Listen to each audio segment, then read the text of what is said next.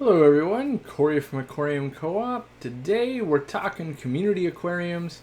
I want to say this is probably the most requested topic that I haven't covered yet. And I thought, you know what, now's the time to do it because you guys kept suggesting it when I asked for topics. And so we're going to delve into it and figure it out. Hopefully you guys get a lot of questions about it. That makes it easier.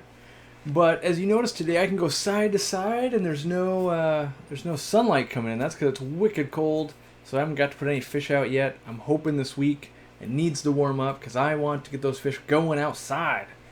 But when it comes to community tanks, mostly the loose definition is, in my opinion, a group of fish that can cohabitate together and get along. And no video. What? I apologize. You should be getting some video now. Of course, as I clicked something, it broke. So, we'll wait for it to catch up. But in my opinion, the definition, fish to get along. So you can have a community tank of African cichlids. You can have a community tank of, just tetras, rasboras. You can have shrimp. Pretty much anything that's going to get along. I think that is the goal. So yeah, waiting here just to see. Yeah, okay, everyone's catching up now. There's a delay between, you guys leaving comments and me making changes. So I apologize for that. Part of the problem of the new video camera, I was playing around with it before we went live and forgot to click the last button that said, "Oh, save these changes." So. But today I think we're mostly going to focus on community aquariums in the traditional sense, and that's tetras, rasboras, corydoras, that type of thing. And I think where most people go wrong when they're new to the hobby is not getting different levels of fish. So I think it's real easy to fill in that mid space with lots of tetras and rasboras and things like that. But then that top space, usually people don't fill out too well. And then that bottom space, I think they buy stuff for the wrong reasons. So let's start with the easier one. That's bottom dwellers. Corydoras are real popular. There's a lot of different types of catfish, really. There's snails, there's shrimp. But I recommend you buy something that you want to keep as a pet, not so much as a cleaner fish. And so that's going to take some research because everyone likes different things. I like Corydoras quite a bit. I also like haplo catfish. I also like really big catfish. There's a lot of things I like, and depending on the size, like in my 800-gallon, eventually, long term, I think it will become just a very large community tank. And what I mean by large is all the fish in there will be large. And so there's plenty of things that get very big, but are also docile. So yeah, but when it comes to Corydoras, more the merrier. Groups of 6 or more, if you can have more, they will do better. And you can get a group of 6 going around, but then also in that bottom level for the bottom dwellers, maybe you want to pick up some cichlids like epistogrammas, which are kind of a dwarf cichlid. Same with rams, whether it's Bolivian or German blue. Now all these fish that we're going to talk about today could go all over the tank, right? But this is where they mostly like to hang out. Also, there's Crebensis and things like that could all hang down lower. Now, if you've got a real small tank, let's say it's only 10 gallons, you might not have the room to have a pair of epistogrammas and Corydoras living on that bottom level. There might just not be enough territory for them to separate. But you get to a 20 long, maybe a 29, 55 gallon, your options really open up. And that's why a lot of times we recommend more gallons or bigger aquariums for that reason. And so yeah, just allows you more options. Now, if you have a really big tank, you could do a big school of Pictus catfish or, whatever you want to do. There's lots of other bigger catfish, lots of big loaches, lots of mid-sized loaches like zebra loaches, yo-yo loaches, angelicus loaches, queen loaches. All of those are kind of in that 4 or 5 inch range. Then you've got things like clown loaches that get quite large. And then there's also dwarfs, so if you had a really small tank, some of the loaches you might think about would be dwarf chain loaches or the rosy loach, which only gets about that big. So, there's a lot of options down low. But when we go up top, I find people struggle there, and mostly because there's not a lot available without going really big. So like if you have a really big aquarium, like it's kind of easy, right? Oh, I'm going to go with arowanas or, you know, something like that. But in smaller aquariums, we might have to choose something like certain types of pencil fish. They'll stay up at the top. There's, if we had bigger fish, we can do African butterfly fish, which are in the bony tongue family, which just means they got that big trapdoor mouth, just like a arowana.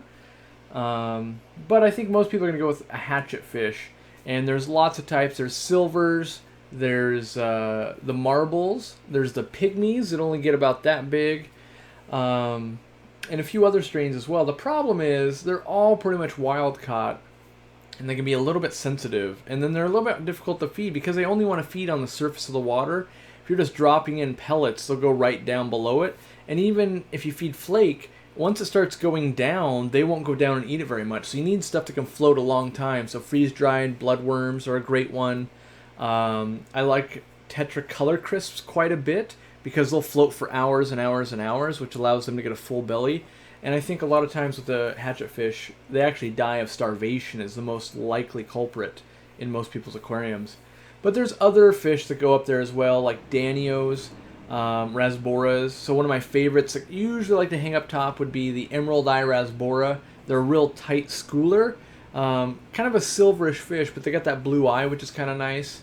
Some oddball stuff to hang out up top would be something like clown killies, maybe. They're really cool nano fish. Trying to think of some others that I really like that hang out up top. Besides guppies. Guppies go everywhere, right? But I'm going to start trying to jump into some questions here. 5-gallon tank. Getting a 5-gallon tank tomorrow. Any recommendations? Can be kind of hard. I would look into pygmy Corydoras, or at least the dwarf Corydoras, maybe for a bottom dweller, or shrimp. And then maybe some nano fish like Brigitte rasboras or strawberry rasboras or the pygmy spotted rasboras. Something real small they can school back and forth. And that top dweller, there's not a lot left. It would be kind of clown killies or those pygmy hatchet fish are the ones that I can really recommend. First super chat of the night, Shrimp Man donating $5 for Taco Tuesday. Can't come soon enough, even though I had tacos for lunch yesterday. But I was on the drive and I was running late to the koi show, and I stopped off, grabbed some tacos from Jack in the Box, kept driving because I had to get there. But you guys will get to see that video in I think it's a little more than a week or so. Nightbot's reminding me that we do have some stuff on sale this weekend only. Catappa leaves are 40% off. If you're in the newsletter, you already know about this and you've probably already placed your order. If you're not in the newsletter, this might be the first time you're finding out about it, which means either A, keep watching the live streams, or B, sign up for that newsletter and get kind of first dibs, if you will. But there's other stuff in the newsletter like videos, and I highlight some YouTube channels, and there's info, and there's reasons to be there. All right, let's grab some questions. Tips for angelfish eggs in a 55-gallon community. My boyfriend was the one to tag you in that pic on Instagram. Sorry I didn't get back to you yet. I get real busy, and I meant to do it, and then pretty soon it was like, oh, dang it, I hadn't gotten back to them yet. But I can answer it now. It's going to be really difficult to raise those eggs in the community tank. And because they'll guard them really well as their eggs, but eventually they're going to start swimming out on their own, and they can't keep an eye on 700 eggs at the same time. That's just not going to work. So what you do is you maybe go and get a divider, like a piece of acrylic or something like that, or a piece of glass cut, and you can just drop it in there and kind of prop it in with some suction cups or something like that. Or you need to like clip, and I didn't know this from the Instagram post, you need to clip that leaf of the plant and move it to another tank to hatch them out in. That's kind of one of the easier ways to do it, but if you only have one tank and you can only have one tank, then a divider is the best way, in my opinion. And just make sure you don't like cut off your filtration. If your filter's on this side and you put the divider right here and there's nothing on this side, you can get some real stagnant water going. Do I have any experience with bamboo shrimp? Yeah. I think they do well in peaceful community tanks. So the smaller the fish, the less likely there are to be a confrontation between the animals in there. And the key that I find is using something like Hikari First Bites, which is a really fine powder food, and I just grab a pinch and I put it in the water and I get it to like just cloud that water because they're a filter feeder, right? They just keep grabbing stuff and putting it in their mouth, and I find that goes a long way to keeping them healthy long term. $5 from Priscilla.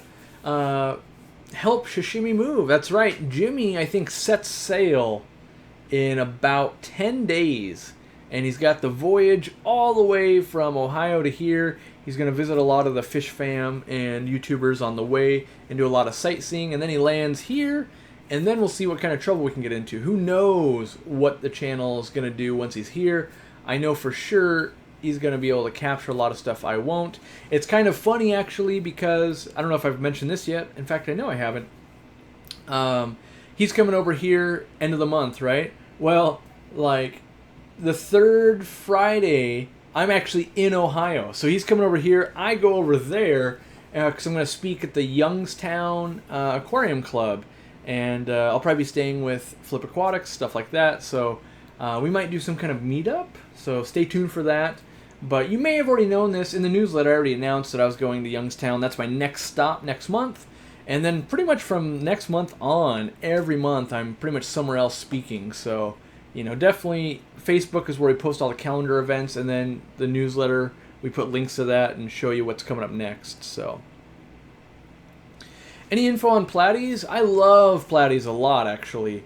And I like them as kind of the showpiece fish that people are looking for a lot of times in a community tank, because they're a big, bold color a lot of times, and they're really docile, and they get that 4 inches if you take care of them right.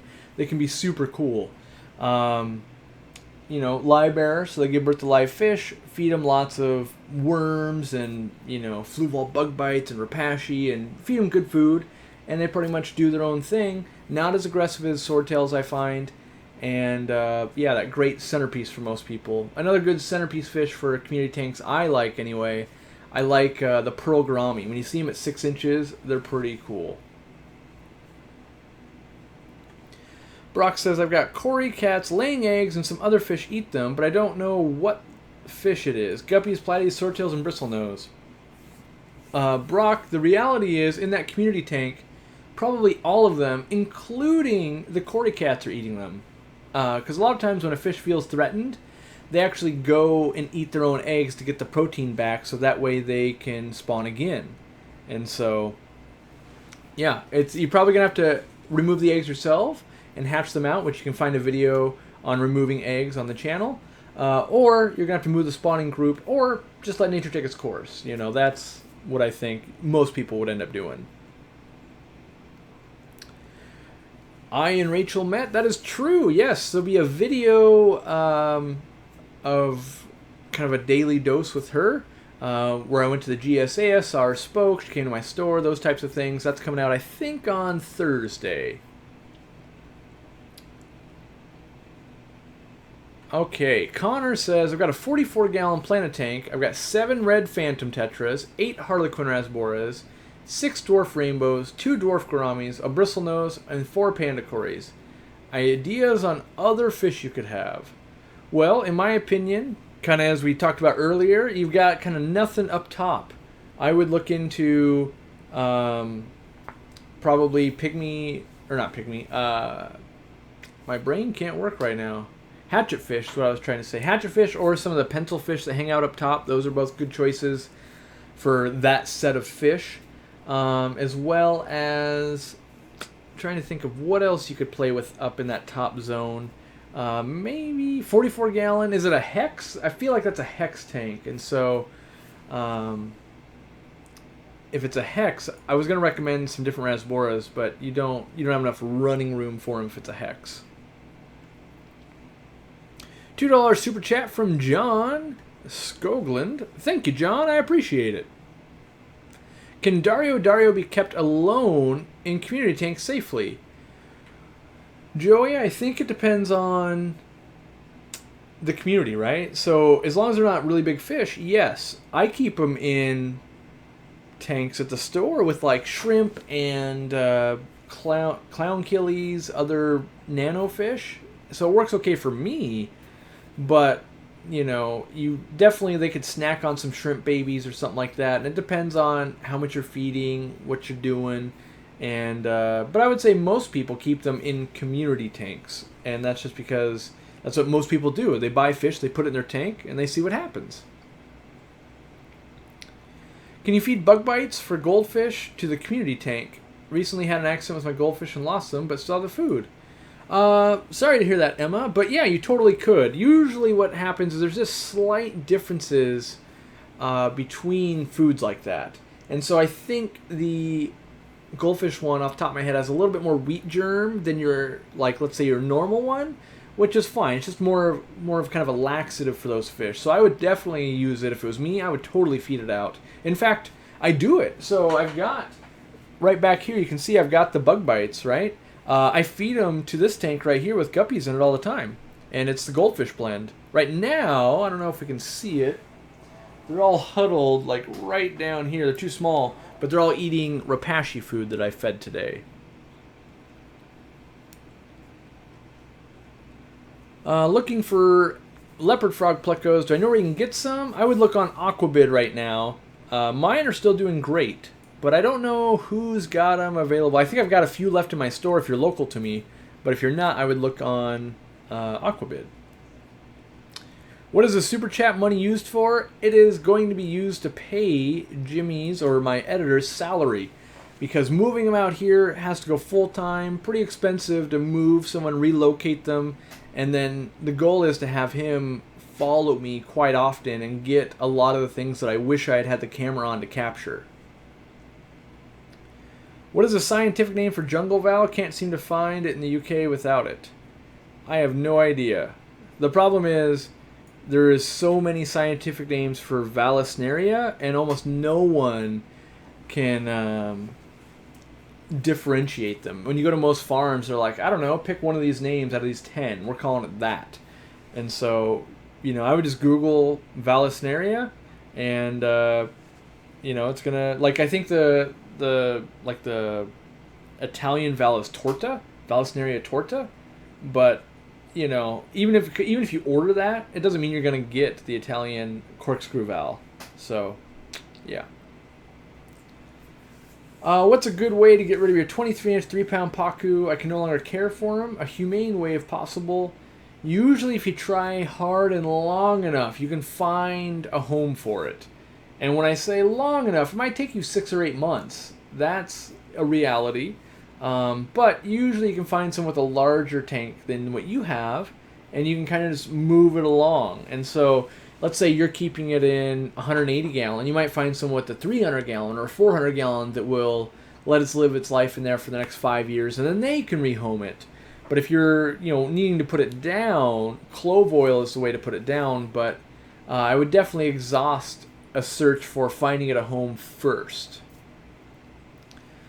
Kyle says, I'm looking to buy some fish food in bulk but don't want to break the bank. Got any suggestions on where to go and what to get? I would probably just hop on eBay and buy whatever you can in bulk. You know, it's really, most fish food is relatively the same. And what I mean by that is, at the end of the day, as long as the fish are getting fed, if you're going on the cheap, it's going to work. Now, there's some that are, you know, worse than others, but when money's a factor like that, I would just go on eBay, and what I would do is I'd recommend ordering like 1 pound of something and testing it out, because if the fish won't eat it, that's not going to help you at all. But some of the cheapest food you can possibly buy, and in bulk, would be like Aquamax, which is made by Purina, which you're going, hey, Purina makes dog and cat food. They do, yeah. But Aquamax is made for aquaculture, and I want to say a 50-pound bag is about $30 or $40, and usually you can get it special ordered through like a feed store for like cattle and horses and that type of thing.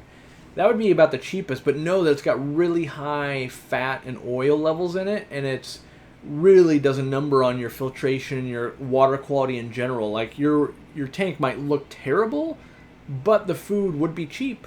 So, you know, that's basically what you're trading. You're trading money for a cleaner food typically. If you're willing to do a crazy amount of cleaning, you can use really cheap food. Any thoughts on reducing aggression with Axelrodi rainbows, which is the yellow rainbow? I don't have another suitable big tank for him. He is cornering other rainbows and trying to breed. It's hard to know without knowing more. Maybe adding more rainbows to that, give him more males to compete with, so he focuses on the other males as opposed to just the females. But that's kind of what rainbows do. They breed every single day. That's just kind of what they do. The more you have, usually the less it's, pointed towards one fish. But I'm trying, without knowing more, it's really hard to drive you in the right direction. Because you might be going, well, I got 70 of these things already. And then it's like, all this advice I just gave is completely useless, unfortunately. But sometimes you get just a bad egg. And if he just is nothing but a, not a good fish, rehome him. Sometimes just getting him to an entirely different aquarium somewhere he'll thrive there, and your aquarium starts thriving again. Roger, with a $2 super chat, is commercial fish food lacking in fat? Usually it's the opposite. Usually it's really fatty because there's a lot of animal proteins and stuff like that in there. So usually it's got really high fat and protein percentages. And when you feel it, you can feel like, oh man, this is really, really oily and stuff like that. But you got to think about this. So why is something like an Aquamax made? To grow fish as fast as possible in an aquaculture setting, right? So it's going to be high in fats, high in proteins, those types of things, and really cheap. That being said, you might look at the ingredients. It might have like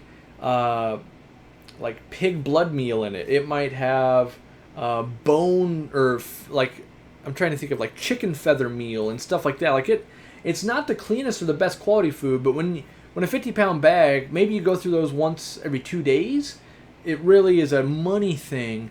And you might have 20-acre pond to spread that waste over, whereas in your 50-gallon aquarium, there's a lot of waste and oils in that are going to seep into your aquarium, and you can actually just find like layers of stuff on your glass and filter. But in moderation can be useful, and I don't want to tell anyone what to do or not to do. I've tested it, and it can grow fish really quickly. It just tends to kind of bomb your aquarium. So, yeah, let me check my super chats because I feel like I missed that one, and I don't want to miss any more of them. Let's see. Andrew Bigelow with the $2 super chat. Thank you, buddy. And John Skoglund with a $2 super chat. Thank you as well. Again, John. Is Hikari really the best like they claim? I would say no. They are not the best. And so, I don't think any one food is the best, though. That's the other difference. The counter argument to, are you the best? Well, there isn't a best. Every fish food manufacturer, I don't know why I'm such on a food tangent now. We're supposed to be talking about community fish, but every fish food manufacturer typically makes some foods really good, really well. They get known for that, and then they try to fill in the rest of the line. I think Hikari is a great middle-of-the-road food. You can pull basically anything off the shelf, and it's halfway decent. Now, the purists are going to say, how dare you, Corey? It's absolutely garbage. I love this, or I love that, or I love that. Sure. But barring that, the reality is a hobbyist could walk into a store, pull Hikari something off the shelf, and it would do relatively well for them. I actually think they do really well with things like the fancy guppy food, the micro pellet. Those are like my two favorite products they make. Whereas like the cichlid pellets, they're just fine, and I know lots of stores use them. I've used them in my own fish room, but I'm not buying it going, oh, this is the best that money can buy. But I actually believe that frozen foods are the best that money can buy. So that being said, Hikari does own a bunch of frozen foods, and their bloodworms are the best. You know, their brine shrimp is number 2. Daphnia is pretty good, but yeah, every company's got stuff it does really well and stuff that they don't do so well. Let's see. What small cories are best for communities? There's 3 types. The most common, I think, are going to be Pygmaeus, which they only get about that big, super cool. Hasbrosis get a little bit bigger, and a kind of also sometimes called salt and pepper cories, depending on where you are in the country. And then there's Corydoras hastatus, which is my favorite. They are mostly silver. They look like a pygmaeus, but with like a black and white dot on the tail, and they'll swim mid-water if you have enough of them, which is super cool. So those are my 3 that I recommend, and then maybe if you got a little bit extra room, maybe go with a panda guppy. Or not a panda guppy, panda Corydora. Barbara Jackson asks, what is a ditherfish? I don't know if I have this article published on my website or not, but I did do a whole article on ditherfish. A ditherfish, the loose definition of a ditherfish is any fish that distracts another fish. So for instance, if you had an arowana that liked to beat up on other arowanas, and you put in a group of silver dollars, and now the arowana is busy watching those silver dollars the whole time and doesn't go beat up on the arowana, the dither has done its job. And so with that axolotl rainbow fish we were talking about earlier, by adding in more males, you could say those are dithers, because if the males get the attention of that other male and keep him occupied, they're working as a dither. And some other benefits of dithers are, let's say you had a scarlet batis in your tank and it was super shy all the time, and you put some schooling fish out there and it sees that the schooling fish aren't being eaten, and then it might want to come out of its shell more and kind of explore. So the dither's also accomplishing that as well. Let's see here. I'm going to answer this real quick. I'm the one that talked to Elliot's store about baby discus, and I was wondering when I could drop them off or how. You need to take that up through email or with the store. This format is not the way to coordinate discus being dropped off at the store. $5 super chat from TL Powell 210. Love the channel. I have a 55-gallon Platy tank with a fluidized bed and would love to keep a group of rams. How many can I keep in a colony? Well, a lot of people that like to breed rams like to keep them in 6 or more. So keep the temp like 83, 84. Get yourself like a group of 6. Hopefully you've got like 2 or 3 males and then 3 to 4 females. Somewhere in that group. You want to have more females than males. And that'll let them pair off in different sections of the tank. And I've actually witnessed them harem spawn, where a male and 2 females, both females are laying eggs, the male is fertilizing them both. And people like Mike Wise and some other people that really crank them out have done it this way. You can obviously do it in pairs, but it can be more difficult and a little more rowdy. So, Nightbot's reminding me, don't forget we upload this live stream, as well as we're doing dedicated podcast episodes for the podcast now. And you can just go to the website, click the podcast link, you can download them, you can listen to it right there. And, that's my sales pitch of the podcast. Great way to bring in some drive time learning. Nana Force says, would a 44-gallon breeder with 1 pearl gourami, a koi angel, an oblivion ram, and a small school of tetras work? What would you use for a cleanup crew? So the pearl gourami and the koi angel might interact with each other, might be just fine, but I would recommend some Corydoras. Pick a flavor, really. Could be albinos, could be salt and peppers, could be pandas, but pick a flavor and add 6 of them or so, and I think it'd be pretty good.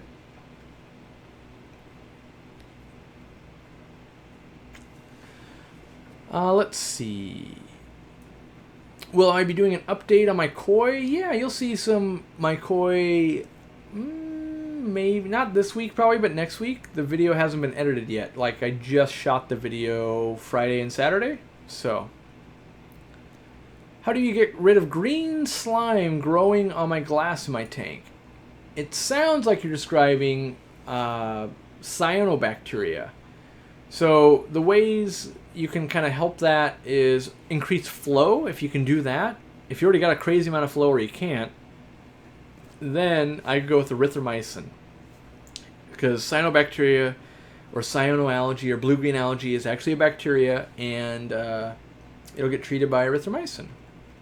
Let me grab a drink of water here. I'm looking for community tank questions. Stephanie Wallace says, a BB puffer in a community tank? It can be done, but know that if your puffer's a little nippy, that's not too good for the other inhabitants. So, like a Corydora might be just like dirtling around and then get bit, whereas like tetras tend to run away faster.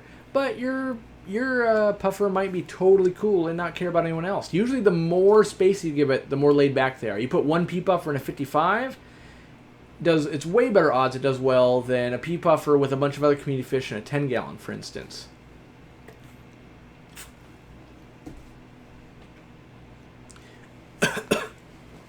Oh, sorry, I breathed in while I was drinking water. All right, best fish to put with a betta in a 5 gallon. For me, I like the dwarf Corydoras species. You know, it's hard to know. Most bettas do okay with other fish, but because bettas don't necessarily like to eat that much off the ground, and I find like a trio or even 5, like pygmy Corydoras or Hasbrosis. Wait, I gotta train myself. Habrosis. I always want to say Hasbrosis. Habrosis Corys. Garen Johnson, semi-urgent. When doing a water change, the water I put in to a pitcher from the tap has a white cloudy color to it. It disperses after 5 minutes. Would this be safe to add to my tank? It's hard to say, but most likely. You could be getting a lot of like oxygen just gassing off in there, because when you take colder water and you heat it up, oxygen has to escape, and after about 5 minutes, if it's gone away, probably okay. But you know, it could literally be anything, and with, you know, this is through the internet, through a chat, but I would say most likely it's okay. Use your standard dechlorinator, keep an eye on it, and yeah. Is it okay that you feed your koi cat food? Yeah, I mean, a lot of people do it. I never would, just because it's so messy. But yeah, if your filtration's handling it and your water quality is staying good and you're getting good results with your koi, knock yourself out. What employee has the biggest personal tank? I gotta rack my brain real quick. I think it's Robert, he manages a store. I think it's a 75 gallon. I think Allie has 75 gallon as well, so they might be tied. Most of them just have a lot of tanks. Not really huge tanks, but just a lot of them. Because they fall in love. I mean, they work at a store that basically does community fish, right? You fall in love with a lot of different things, so not really a need to have super big tanks. Let's see. John Kang says, I've got 6 neons and 3 zebra danios, looking for ideas for a good, colorful single fish to go with them. 20 gallon tall with plants. I would recommend a Platy. We talked about that a little bit earlier. A Platy would work well in that 20 gallon. Add a lot of color. There you go. Gretchen says, will my lone tetra die? I was sold my Serpe tetra and not told I should have 6 tetras. My tank at the moment isn't big enough for more fish. Most likely it won't die, Gretchen. It might be unhappy. It might be also totally just fine. If it was me, I would either A, give it back to the store, B, upgrade my tank size, or C, if it's loving life and you can't see anything like it doesn't like, if it's hiding in the corner all the time, I'd feel bad. But if it just seems like it's hanging out with whatever else you got going on, might be just fine. James Boatwright with a $5 super chat. What do I need to start an aquarium society? What does every good club need? We have a local fish store and a Facebook group, but no meetings or auctions. Honestly, I think you need really good leadership. You need someone that wants to work ridiculously hard for no reward. And what I mean by that is you've got to put in like 50 hours worth of work and then get a meetup going, and you show up and there's you and one other person. And then you got to do it again next month, and next month, and next month. And pretty soon there's 4 people, and then there's 7 people, and then a year later there's 12 people. But a lot of people, they go, well, I put in 50 hours, only one person showed up. I give up. And even if you do it twice and one person shows up, it's the consistency. So what I would tell you is find someone with like a fish room and try to get them on the team. Be like, hey, can we have a meeting with like 5 people at your house? And we'll do that once a month. And then try to slowly snowball it. And, take a lot of pictures. Try to make it seem like it was great. But yeah, I've never started a club. so I don't know exactly what it's going to take. I just know that it's really hard, and a lot of people try and do it. And you need someone that is not in it for the money, and that means you just got to do a lot of work for for the purpose of bettering the hobby. I'm growing out some Siamese alligators in a quarantine tank. Could I put a betta in there with them? I understand about the risks of parasites, but will they fin nip? They may fin nip. It comes down to how hungry they are. If you keep them really well fed, I would say it should be okay. Like in the store, we're able to pull it off, but usually we have some other fish, some dithers, if you will, like some tetras or something like that. I would just keep an eye on it and have a backup plan if it's not working. $5 super chat from Matthew. Oh, Kleksinski? Yeah, I don't know.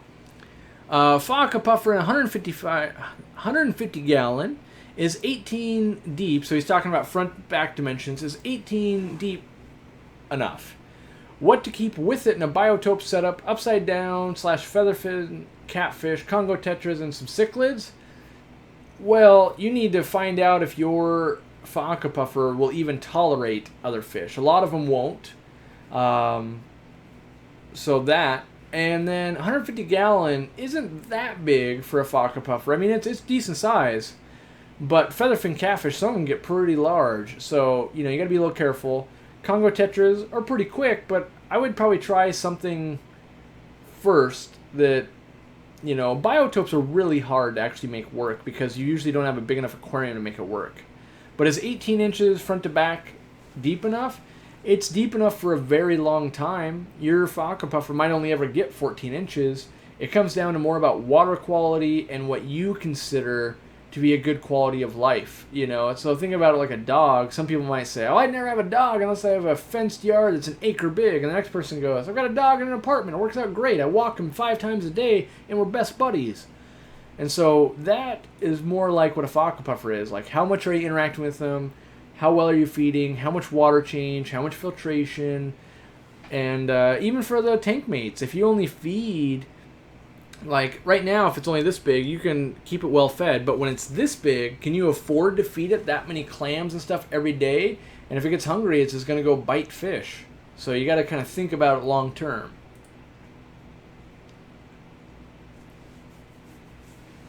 Let's see. I want to start a community tank. I have a 5 gallon with 3 ghost shrimp and hard water. What fish would you recommend? I'd probably play, if you got hard water, I'd play with some guppies. Keep an eye on those ghost shrimp. They are carnivores. They could eat a weakened guppy or some babies. Just know that. But I would start with like a trio of guppies and just try my hand at that.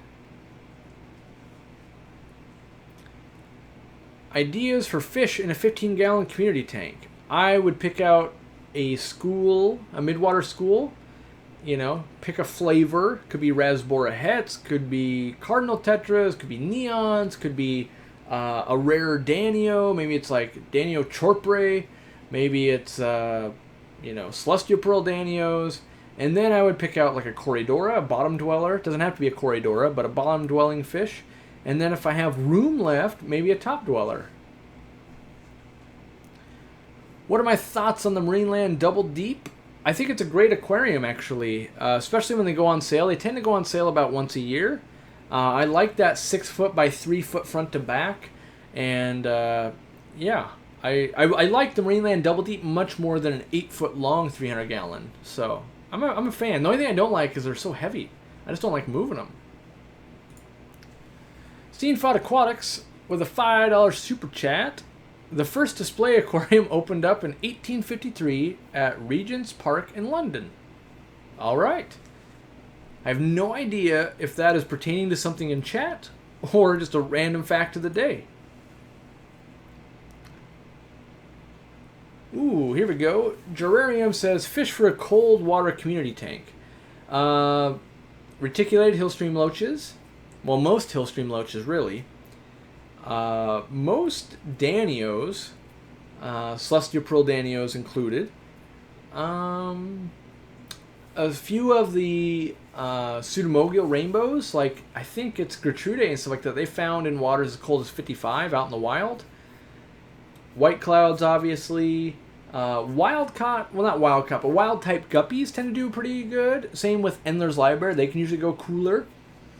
Goodeids. So, like, I've got trout goodeids, and I've got, oh, my brain can't work right now. I'm trying to think of the other goodieid I have. It's the red form, Los Barros. I'll think of it in a bit. But goodeids in general, Cracodon lateralis. That's what I was trying to think of. But goodeids in general, I'm trying to think of what else. Some of the Corydoras, like a salt and pepper cory, or Paleatus, they can go cooler water. A Pistogramma borelli can go pretty cool water. Like a lot of people, well, not a lot, but people can breed that year-round outside in California. Rice fish could be a good idea. I'm sure there's more, but Florida flagfish, most killifish. It all depends on the size of the community, really. Have any rare schooling fish lately? I don't know if I have anything rare lately. I'm trying to think. I don't think I've brought any rare schoolers in lately. I don't know why. I just haven't seen anything. I think it's, you know, once I've kept it, it's not rare to me anymore, even though it's still pretty rare. So, Anthony Soares says, if you were brand new and had to start one new community tank, what would you choose? So I myself would choose a 29-gallon aquarium. I think that's super manageable. I'd probably grab a hang-on back filter because I wouldn't know any better, and I think it's a good starting point. A decent light. I'd go with some live plants, and then I probably would keep like every tetra and rasbora that I fell in love with. Because they all pretty much have same requirements. They can eat the same foods. They tend to thrive together. I'd probably add some Corydoras in there. And, you know, for me, a community tank does this best. And that is, I can go to my fish store every weekend and buy a group of something and enjoy it. You know, and that's what I want to do. Is the community tank to me is go shopping, find something I like, put it into my aquarium, love it for the next month or two, and then keep adding things, playing with stuff, learning. That's what I really like a community tank for. And that's what I would do. I would just go and go, wow, I haven't seen those before. Let me get some of those. And I would just buy stuff, and that's the fun of it for me. $5 super chat from Luver Dudsky. Appreciate the time you spend educating for the hobby. Well, thanks. I appreciate everyone hanging out. I have no idea. How many people are even hanging out tonight? I haven't even looked. We have at one point we had over 600 people. Ooh, do me a favor. If you haven't already, give it a thumbs up or a thumbs down. Just vote. Do me a favor and vote. That's all you got to do. Well, you don't have to do it. That's all I would like you to do, I guess, is what I'm trying to say. Jack Davidson with a 35-gallon planet tank. It's got 2 angels, 2 salt and pepper cories, 2 panda cories, 2 emerald cories, 2 dwarf gouramis, a pictus catfish, and some small tetras. All my plants are being uprooted. Who could it be? I would blame the pictus catfish. 1, they're going to get pretty big. 2, they usually want to be in a group. And 3, my last little tip is you've kind of got collectoritis going on there. You know, in the store, what we call that is people always want people to have friends.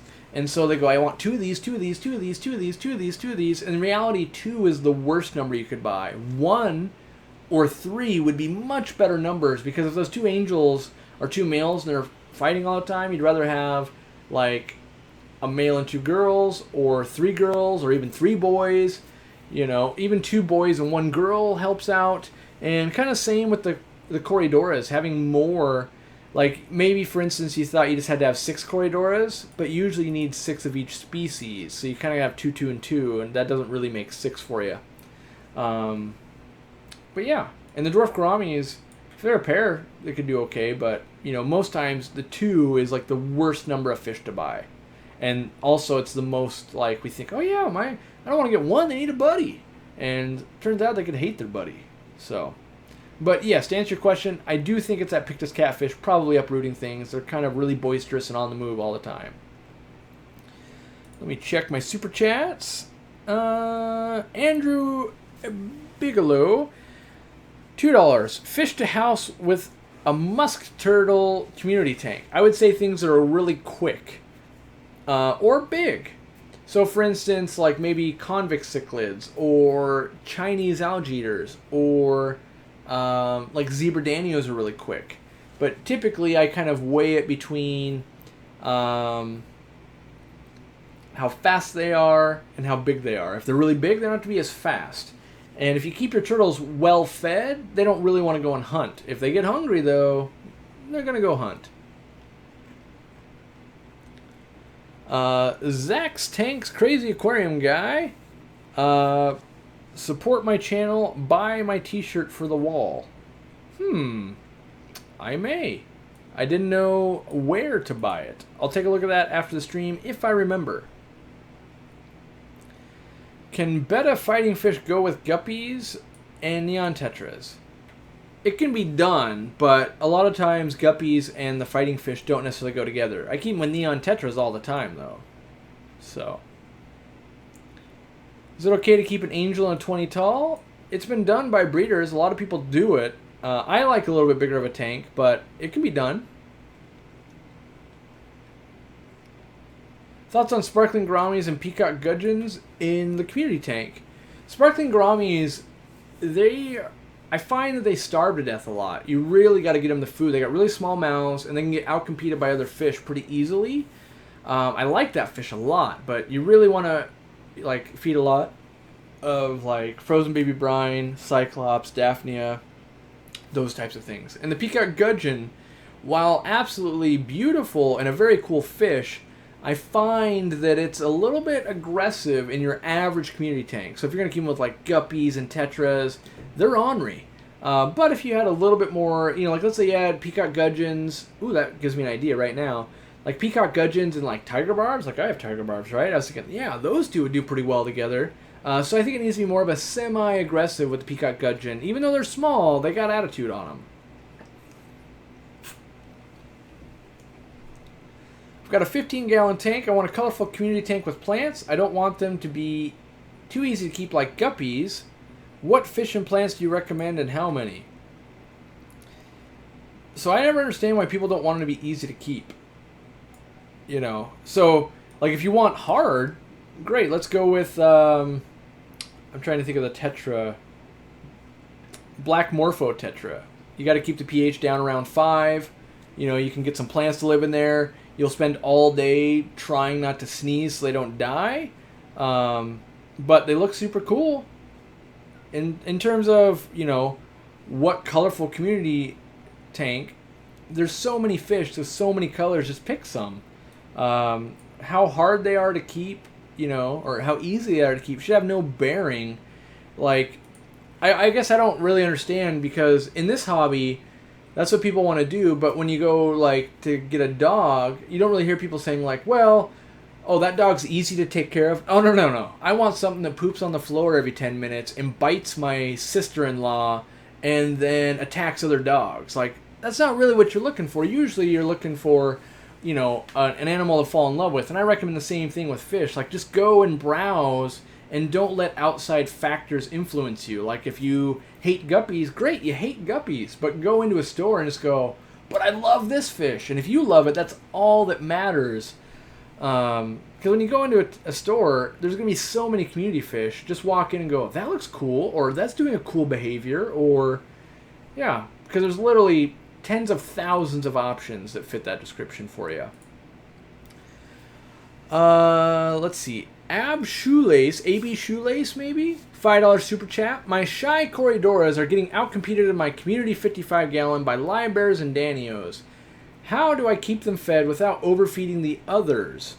That can be a difficult thing. My best advice would be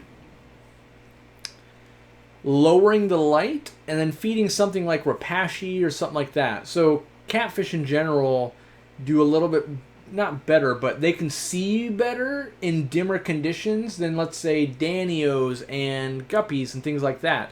So if you have like a nighttime light on, you feed, a lot of times you'll see the Corydoras picking out, but not so much the other fish. So you might give that a try, because otherwise you just got to feed a lot of food and hope they get to eat. $20 super chat from Daryl Dimer?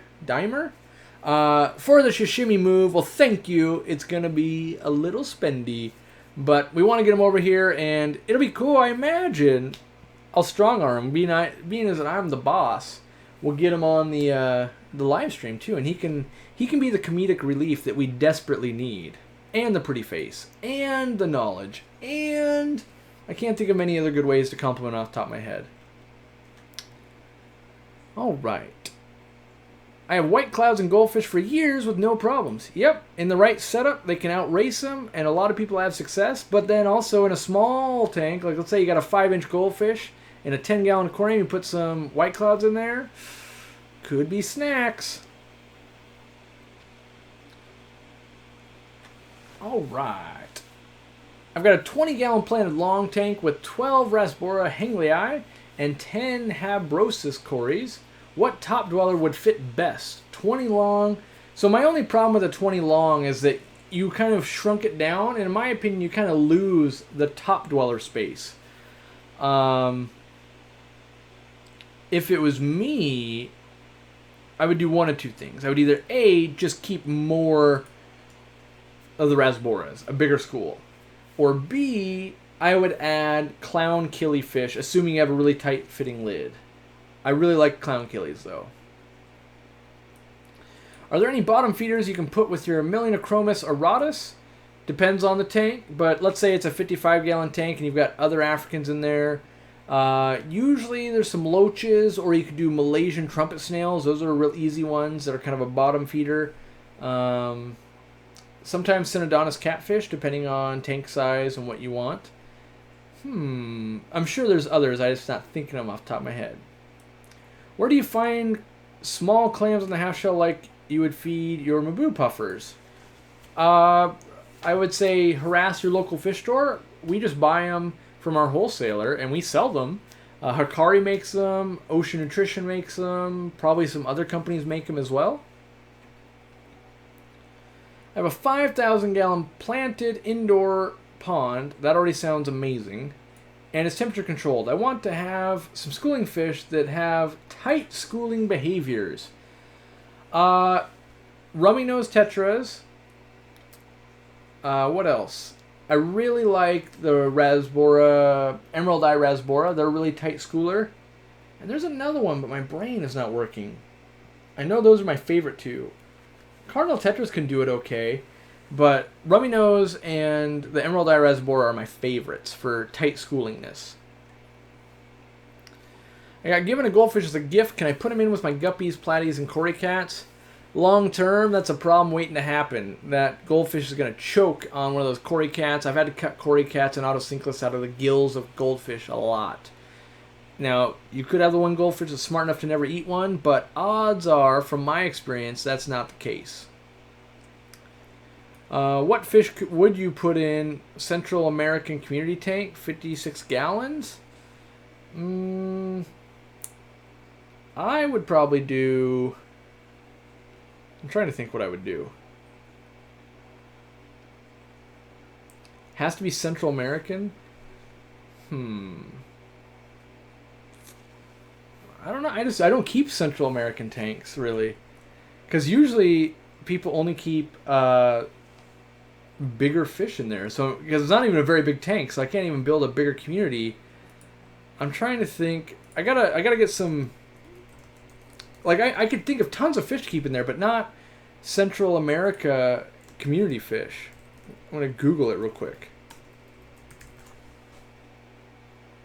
Because everything I see, even when I Google it, I mean, obviously you could do, like, platies and stuff and swordtails, but I just don't think that's what most people are thinking about doing. That's usually like a library community. Because I just don't think it's big enough to do, like, let's say you do some firemouth cichlids, and you're like, yeah, I want to get some Rio Otapa swordtails in there and stuff like that. I just don't think it's going to work out that well. I mean, it might, but I would be tempted to keep more like those cichlids and then like some rainbow fish or something like that, some with a bigger body. But that's all I got. And I saw another super chat here. $10 from NCRV. Thank you, buddy. Like the stream, guys. I agree with that. How many Nerite snails per gallon for a lightly planted tank? Small fish, under 3 inches, and medium light. If you have an algae problem, a lot of times I tell people to start with like 1 per 5 gallons. You know, but if you don't have an algae problem, go with less. So, Barbara Jackson says, thanks for turning me on to Neptune Aquatics. Great local fish store near me, and I didn't know. Well, good. I'll be down in California again in August, beginning of August, I think. I gotta look. I think it's like August 3rd through the 6th, maybe? But I am down there, San Francisco and Sacramento. Bloodfin Tetra School very tightly. I've never kept them personally. I've only ever sold them at the store, so I have no experience with that, really. Because when you cram them into a 20, they don't do that. Have I ever had Meg thoracata? I gotta see if I know this fish by a different name. Oh, it looks like it's just a haplocatfish. Is that what it is? Yeah, okay, because it's Megalocus. I have kept haplocats. My favorite are the flagtail haplocats. You know, they got the black and white stripes.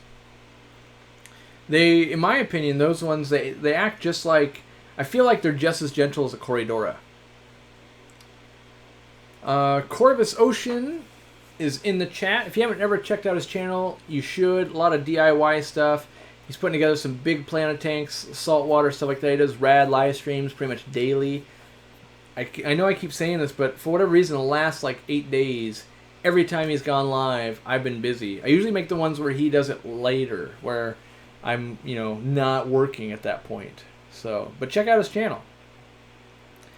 Any tips on getting panda cories to limit their colony growth? My 55 gallons heavily planted, 7 adults have now produced at least 35 adolescents of various sizes, which appear at rapashi feeding time.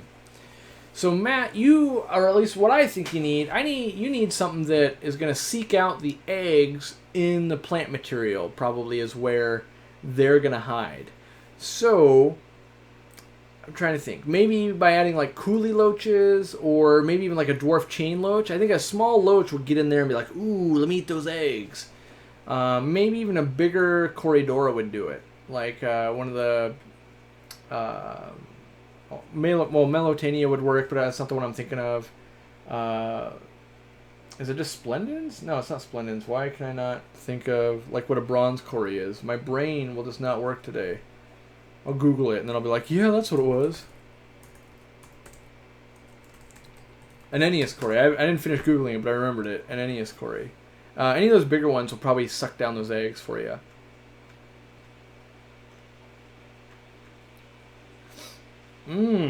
This is my favorite type of question. Answer my question. What tetras, danios, guppies, bettas can I put together? I put together with some Africans and dwarf frogs for a beginner tank. Not going to answer it. Just because we've been talking about that the whole time. You know. So, yeah. Uh-oh.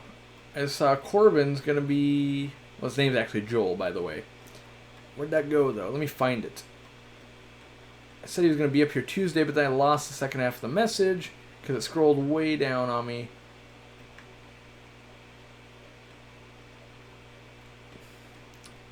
Scrolling up.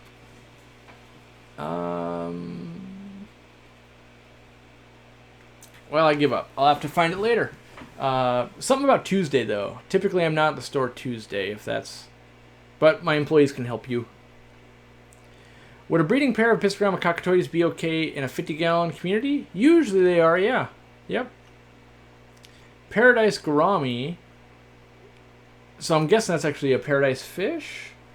But not knowing too much about the species I usually research, but it was an impulse buy for my 20-gallon, but ended up eating one of my rasboras. Should I have tank mates for it in a 10-gallon? You could try like some Corydoras, but paradise fish, they can be a little ornery for sure. They can go cold water, which that's another cold water species. In bigger aquariums, I think you'll have more luck. They're a fun one to spawn outside, actually. Wow, that is true. Jack says, 723 watching. Everyone's got their grandmas watching. I don't even think we've called in the grandma army yet. I've been letting the grandmas rest. It's like 100 degrees in most of the country. And it's the summer, you know, and they want to be outside and they want to garden. But, you know, we'll call in the army when it's back to go time, which is probably around September, October, when it's all rainy and cruddy outside, and we'll see if we can't beat 1,000. 1,000 people watching. Well, once we get Jimmy here, Jimmy's pretty face will bring all the ladies and the grandmas, and his knowledge will bring everyone else, and we'll do it easily. I have no more rooms for tanks. What should I do? Outdoors? It's pretty fun to play outside for the summer. I enjoy it. When you're out of tanks, usually I just kind of get rid of my least favorite. You know, then it what am I trying to say? Forces me to be selective and choosy. And I actually like to limit my aquariums. That's actually what I'm planning to do now, is have less aquariums, but larger aquariums, so that I have to be more choosy. Because I like the choosing process. Right now I can just basically go, oh, I'll take that, and that. So, Bentley says, aside from neons and cardinals tetras, any suggestions for blue-colored schoolers or shoalers that would go well with cherry barbs, gold ring danios, and kyathit danios in a planted 150? Kind of a rare fish, but what about the blue axolotl rasbora? Pretty finicky though too. Like, that's why I don't carry them, is because it's really hard to get them in alive. But look at that one; it's kind of a bluish greenish fish. What about dwarf neon rainbows? More blue color. There's got to be more stuff. What about the Kobu tetra? Cobue? Kind of a rare tetra. I used to like that one quite a bit. Used to stock it in the store. It's a real like powdery blue, a lighter blue. Bluefish, schooling, brain not working. That's all I got. At least I came up with a few besides the one you named. I know there's more, though. I know I can think of more. If I think of more, I'll do it. Any new species becoming available in the hobby? I think the biggest gains we're getting right now are mostly lots of gobies, stuff like that.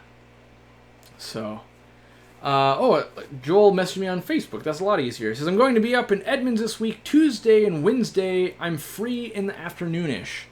Let me take a look at my schedule right now, Joel. Tuesday, oh my god. Tuesday is not a good day. I have to help someone move. So that's Corey just hating life day. Wednesday, though, we could get together. If you want to come by my store / my fish room, something like that, we could talk. But yeah, Wednesday should work, I think. But back to the community tank. I want to go down to... So, the only reason I'm letting Joel come to my store and maybe my house is I really want to go to his house. He's been building this rad fish room that I'm dying to take a look at. Just because he's putting it together, he's kind of a jack of all trades when it comes to building stuff, and he's building something wicked cool. And I've watched him in the past years ago. Like, you know, he does crazy things that, you know, I don't even do. Like, I want to do, and then I always give up. But he said like 180-gallon crystal shrimp only tanks, stuff like that. So stuff where you're like, wow, no one does that. I want to see that kind of stuff in person. So yeah, check out his channel. He's setting that stuff back up, and I want to help him any way I can. Speaking of which, I need to take a picture of that protein skimmer for you, Joel. But let me get back to chat here. I apologize. Kind of a side tangent. Late to the stream, but I will watch when it's all uploaded. Well, thank you, Simply Better. Gobies with shrimp. Some do great. Like the Stiphodon gobies. A lot of them do great with shrimp, but the Rhinogobicus species, they typically eat shrimp. So, what is my ideal for-profit community tank for, say, a 40 breeder that would also make a really nice display tank? In my opinion, it's a set of guppies, and then a pair of bristlenose, maybe like super red longfins. You'd have to pay quite a bit to get those right now, but those two, and then a species of shrimp. So maybe you get like longfin super red plecos. Like this, if I was to put this together, like I would do this tank. So super red longfin bristlenose, probably like blue velvet shrimp. So I've got red and blue, and then I'd want the fish to be something else. So like, I've got red, I've got blue, maybe like a really nice yellow, well, if I could have whatever I want the German Berlin buttercup guppies back. I still miss those. I bought a couple of strains, yellow and everything. They're nothing like those. I really want... When I see those again, I will be a happy, happy fish keeper.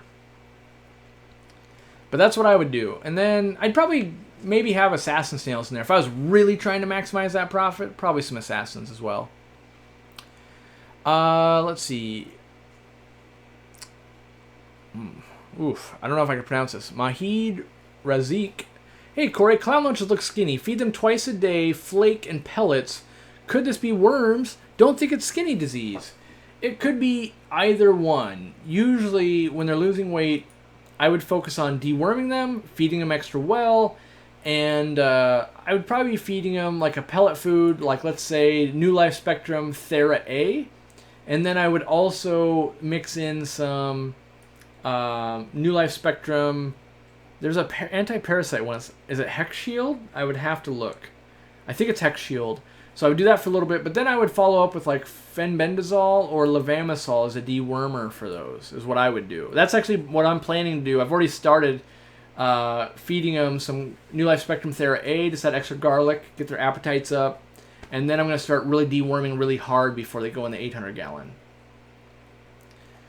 I was thinking a few 1 to 3 fancy goldfish and a group of dojo loaches in groups of 4 to 6 in a 55-gallon cold water tank. Do you think this is okay? Stocking, what temperature do you recommend?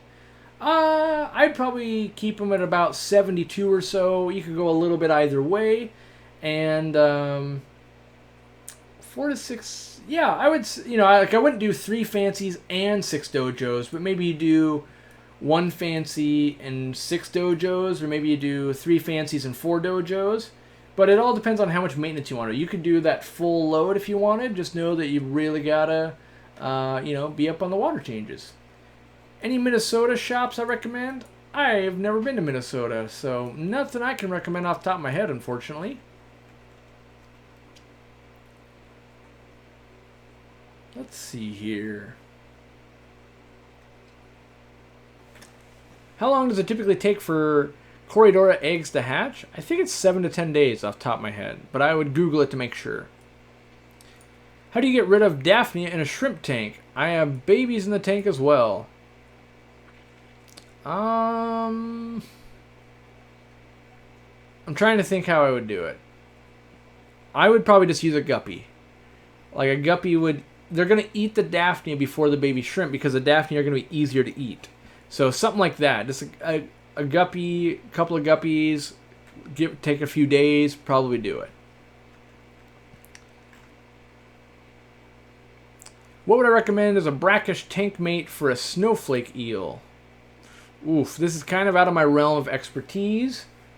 But I'd probably go with something wide-bodied, like a mono, maybe some scats. I don't know what the size of the tank is, but it's not my expertise when it comes to mixing things in on brackish water. A snowflake eel, well, I'm making assumptions. I'm assuming a snowflake eel is a type of moray eel, but let me look. I want to be sure. Yeah, it's a snowflake moray. Yep. So I would want something wider bodied, is what I would do. So yeah, I think monos or scats is what I would try. Would a local fish store buy ram's horn snails? Maybe, Michael, like we would. Especially if they're the nice red ones or the blue ones and they don't have shell damage. We would, yeah. But if not, if there's like brown, if they're selling them as feeders, then they might. Yeah. Opinions on Aqua Advisor. I've never used it. I mean, well, I'm not saying never, but I've never used it a bunch. But I would say, from what I saw, it was very conservative in stocking levels, which is good because when you can't talk to someone one-on-one, it's much better you set them up for success than, they just plug some stuff in and it goes, yeah, buy all these things, and then they all die. But I think it could be a good starting point, but it's a starting point, not an ending point, if that makes any sense. It's not butter. Oh my god, says thoughts on 3-inch Frontosa with 3-inch peacocks. It'll work out fine for quite a while. The peacocks are obviously going to hit 4 to 6 inches much faster than Frontosa ever will. And the diets, you can usually blend the diet so they both will do okay. Long term, when you have 12 to 14 inch fronts and 6-inch peacocks, usually the peacocks will be a little too rowdy for the fronts and nip at their fins, and you'll lose all the leer tail extensions on the finnage and stuff on your fronts usually. So my 2 angelfish fight in a 30-gallon. What should I do? I will upgrade to a 55. Should I get some fish to distract them? If so, what or more angels? Upgrading tank size would help, and I would recommend adding a 3rd angel to the mix to split that dynamic up. If I did not run a fish store, what would you do? If I didn't run a fish store, I think most likely I would be a career person for some other corporation. Just because I can get really set in my routines. I like to excel at one thing and be very narrowly focused on that. Like if I was to quit the fish store now, I would go like be a number 2 to someone else's business. Be like, oh, you make a ridiculous amount of money? I think I'm really good at business and I can make you even more money and take some of the load off your plate. And I think I'd make a really good number 2 to another big business. But I have no plans of doing that because I plan on playing in the fish world for as long as I find it fun. I changed, Maggie Ross says, I changed after watching Corey's video on mod a filter sponge in the intake. That's part of another conversation that I am not privy to. Good tank mates for a centerpiece flame gourami, filling a 20 long. Flame gourami is going to be red. I would do some Rasbora SBI. What size do trumpet snails start reproducing? Probably 3/4 of an inch or so, roughly. It's an age thing, really. What would clown killifish and mosquito Rasboras be okay in a community tank? Ever kept a betta with either of them? I suspect the Rasboras would get eaten. I've kept bettas with both those. I haven't had a problem personally. That doesn't mean you couldn't, but keep your betta decently fed. Tank mates for shell dwellers in a 55. Gus, it's really going to depend on the shell dweller, but Cyprichromis is a real common one. I've also done guppies and even neon tetras. I know that sounds insane. I'm just telling you what I've done, not that I'm necessarily recommending it. I've also done like pseudomogul rainbows and neon dwarf rainbows, but lots of things that never want to go low, basically, because the cory cats, the shell dwellers are going to dominate that lower space. And usually you want something that likes kind of harder water, because all those shells are going to buffer that pH and add some hardness to the water anyway.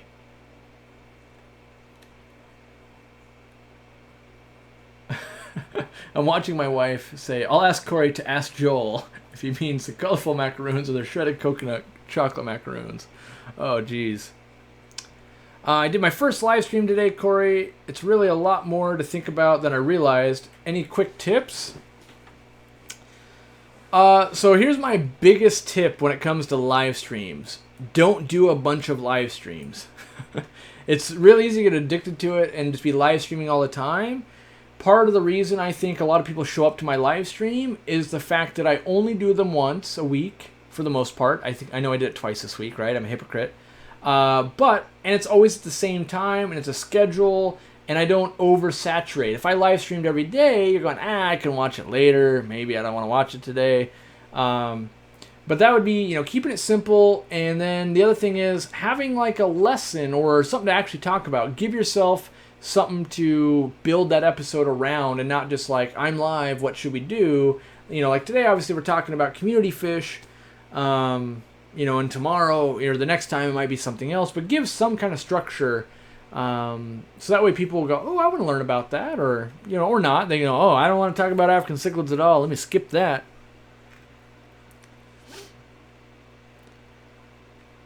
Let's see. This is Maggie says, first night with my new fingers, bare bottom tank, lots of hides, very hard water, high alkalinity, and they're dying.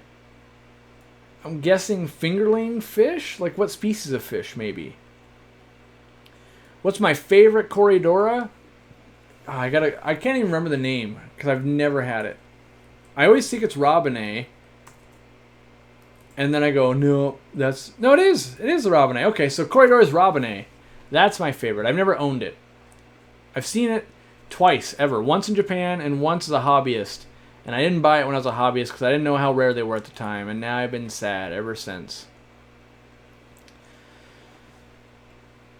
I'm so worried about streaming. If I mess up, I'm afraid people not wanting to come back. Usually it's the opposite, Flynn. Because you show people your genuine human side, they want to come back even more because you're putting yourself out there. And you're always going to make mistakes. I've made probably 20 mistakes already on this live stream, but everyone realizes that it's a difficult thing to do and do well. And so you get a lot of leeway. So, I'm not saying, live streaming might not be for you, but don't let being afraid of messing up be the reason you don't do it. Have a different reason, I guess. Oh, my wife's offering desserts? Is that what she's doing? Oh, no. Pretty soon I'm going to have to open up like Aquarium Co-op / desserts. Let's see. The worst videos are about what I'm going to do without any actual doing. Could be, I guess. I don't know. I can enjoy just a theorizing video, though, even though, like, I'm trying to think of something I'm never going to do that I've talked about a lot. I don't know. I usually talk about stuff I've done, but I could probably watch some live stream, or not even live stream, but videos on brackish water. I'm very unlikely to do it, even if they're not doing it. So, sorry I'm late. Had company over. They're gone. I'm here, and life is good. I know. I've had that problem before. Let me tell you. How hard is it? How hard, say... My brain is not working a bit, and I think the sentence might be messed up. How hard, say, it is, because I tried it once years ago, have to stay on watch in case male beats up, kills the female, and what size tank would be best for breeding a betta? Alright, now I got the context at the end of that. Usually people use like a half-filled 10-gallon tank, use like a jar to keep the female in when the male builds a nest, and is showing some attention, then you can release, and then you got to keep an eye once they're done breeding, remove the female and let the male tend to the nest.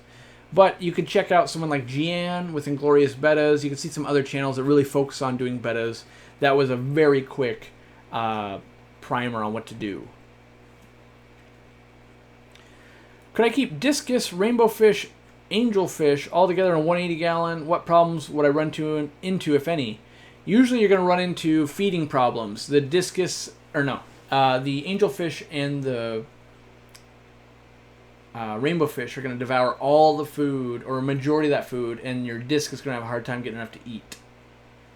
How many albino cories can I keep in a 20 long? Depends. If you're a breeder, probably up to a couple hundred. If it's just your community tank, maybe you want 6. What small shrimp do you recommend for beginners? My recommendation is either cherry shrimp or a mono shrimp. Either one are pretty easy. I have a 40 breeder. What good community for bristlenose and guppies? Corydoras and shrimp. Either one of those. Happy Fish Guy says, smash that like button. Oh, and check out his 400 angel fry video. Paul Jones, hello Corey, and thank you for what you do. I'm setting up my first 120-gallon tank. Ooh, that's a good time right there, if that's your first big tank. Setting it up for his cichlids. I want to put plants, live plants. So before I order all the wrong ones, what do you recommend? So first thing, Paul, you might need to email me. Are we talking about African cichlids or like Central and South American cichlids? I'm just going to assume we're talking Africans. If we're not, then you got to email me. But know that they like to dig quite a bit. You might be altering your pH, that type of stuff. So I would go with hardy plants. And so like in our plant package, for instance, we have Vallisneria, we have Anubias and Java ferns. But Anubias and Java ferns are really the backbone to any cichlid tank where you're going to try and do live plants. Because they just, think of them like their leaves are as thick as like the husk on corn, right? If you're shucking corn, those big leaves are really thick. fish would have a hard time biting through that, and that's what makes them such a good candidate. Because if they do go after them, they can live. Also, they don't have to have a ton of light, and they don't have to have a ton of fertilizer. They do like light, and they do like fertilizer, but it can be pretty easy, and they can take a beating, and that's important. What's the biggest mistake I've ever done in the hobby? It's close to my podcast episodes. If you guys aren't listening to the podcast this week was my 3 worst failures in the hobby. 30-minute episode on that. But the biggest mistake I've ever done in the fish hobby. I don't know. I'm sure I'm trying to think of something that I haven't already talked about. I don't know. I feel like I'll just be regurgitating a story I've already told. So I'll come back to that in a second. I'm thinking on it though. When your employee says you're a bit of a trolley in person, what does that mean? That means that I like to have fun and I'm very, very sarcastic. So like nothing I say is really that serious, and I just like to have a good time, and I try to lighten the mood. My employees do the same thing, you know, because a lot of times we're dealing with, let's say, customers having fish die. It's real serious a lot of times. So behind the scenes, just having a good time. Higher temp, smaller size Corys. Danks tanks. I don't know about that one. I mean, stir-by Corys are the go-to high temp, but they're not small. I don't know if I have that answer for you. Biggest mistake I've ever done in the fish hobby. Have I ever, like... My wife probably can answer that question better than I can. There's got to be lots of mistakes. I'm drawing a blank on that one. I apologize. Suggestions for a mid to upper level swimmer for a 30-gallon with several Corydoras? I would go with Kyathit Danios. They're cool. Amazon puffers with angels and cardinals? It can be done, yeah. Have a right-sized tank and, feed them well. But yeah, it can be done. I would move to Washington just to be fed by Dorcula. Luckily, I already live in Washington. That's called advantage. Didn't realize the podcast was different now. Yep, there are dedicated episodes coming out on the podcast, not just the live streams going there. So, wanted to add some more value. And some stories, like my 3 worst disasters ever, I don't really have pictures of all of them and stuff. So, it's great for podcasts, but in, video format, not that good. So, yeah. Little largemouth. Being on the store side of things, do customers approach you with the pictures of a community tank on the packaging for a filter or tank that clearly don't work and say they want that? Nope. Usually not. Usually it's exactly what you see in the chat. Typically it's, here's my cell phone, here's what I have, tell me what to do. What would you do? I don't like that. I just heard what you said, but I don't like that. Tell me what else you'd do. And so it can be very annoying when you're literally going like, the entire store is community fish. Pick what you like. Well, what do you like? Oh, I like these. Well, I don't like those. And you're like, well, yeah, that's why we have a whole store full of them. Pick what you like. Come back to me with 5 fish you like, and then I'll tell you all about them, and then you can make a choice. And a lot of times people want to be told what to do, but they want it to be what they want to hear, not what they didn't want to hear. It's weird. Let me check in on Super Chats. I could be missing people. I apologize if I am. LG3 Nation with the $2 Super Chat. Whoa! Thank you, buddy. I just did that popping sound with my mouth. I apologize. I'm trying to quit. Has anyone ever asked to speak to my manager? No. I've been waiting for it for my entire life.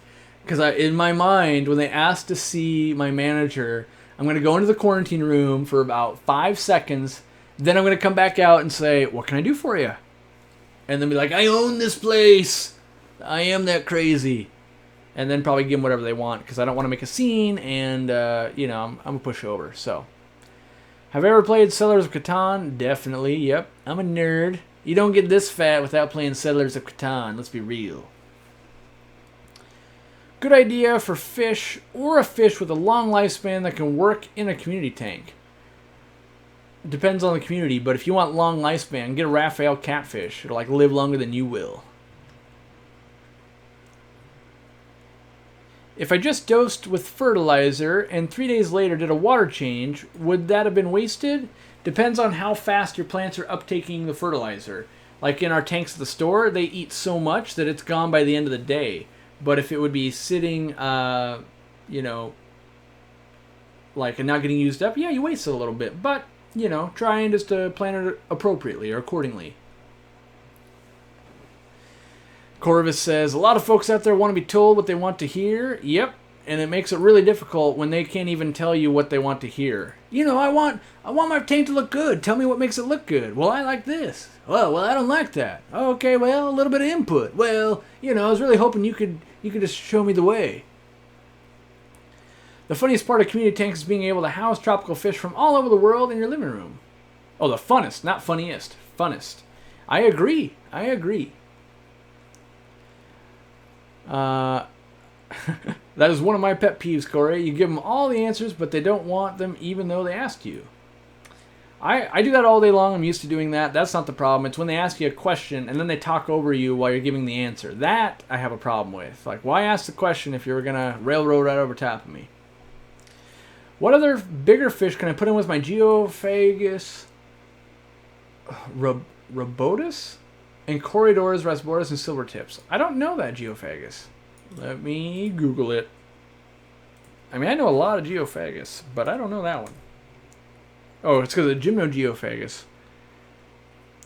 They look similar to just a lot of the other, yeah, like the Yorborelli and stuff like that. I would say, so you've got Corydoras, Rasboras, Silvertip Tetras. What about like some neon blue rainbow fish? I think that'd spice it up a bit.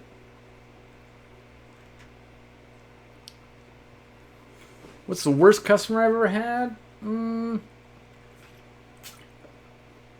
I had to kick anyone out? I think it's mostly been online customers because everyone is an internet badass behind a keyboard. So mostly it's firing people online. Though my worst customers are definitely online because you've really got nothing to lose. People in general are much more nice in person. So, when do guppy fry sex out? Typically, they start at about 6 weeks or so. I was given a female and didn't have the heart to send it back. Now I have 7 babies. All right. Please tell me my tank looks great and I have the right fish, even though you never have seen it. Pretty much, yeah. That's pretty much the mantra. You know, or they go, remember that fish you sold me 3 weeks ago? Yeah, what color is it? I don't know. It's like blue and red, maybe green. You know? And then you're like, well, how big is it? I don't know, like this big. You know, how many did you get? Oh, I got 3. Okay. What else do you have in your tank? Well, you know, some other fish. You said they'd be okay. You know, like, oh. And they literally expect you, like, what else can go with this? Like, oh, geez. You know, and then you go, well, if you paid with your card, we could look it up. No, I paid with cash. Dang it. Well, did you sign up for, you know, with your email? We can look it up that way. Nope, didn't do that. Okay, well, it's just like, well, how about these right here? They're a fish. Poggy Ken, $5 super chat. Tank mates for a Shodentai. I always put the L in there. Shodentai puffer community tank. Gerald needs friends. So Ken came to my store, and I'm a horrible person. I was busy with the koi show. I helped do stuff on Friday and on Saturday and helped tear down. So I wasn't able to visit with him, even though he visited my store and he got a puffer and everything. But what we've had good luck with so far is like lots of tetras, rasboras, basically things that don't really go down low, so that way you can get worms and foods down to the bottom. And also don't nip at him. So lots of tetras is what we've had luck with so far. Tetris type stuff. Rasbora hets would be fine. You know, there's a lot of things that would be fine, but don't want to make him have to compete for food for too much. Yeah, my words aren't working.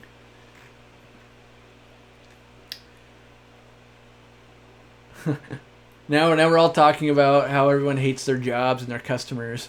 The ones that make me to drive out to bid a job, waste 6 hours, then decide they weren't going to do anything.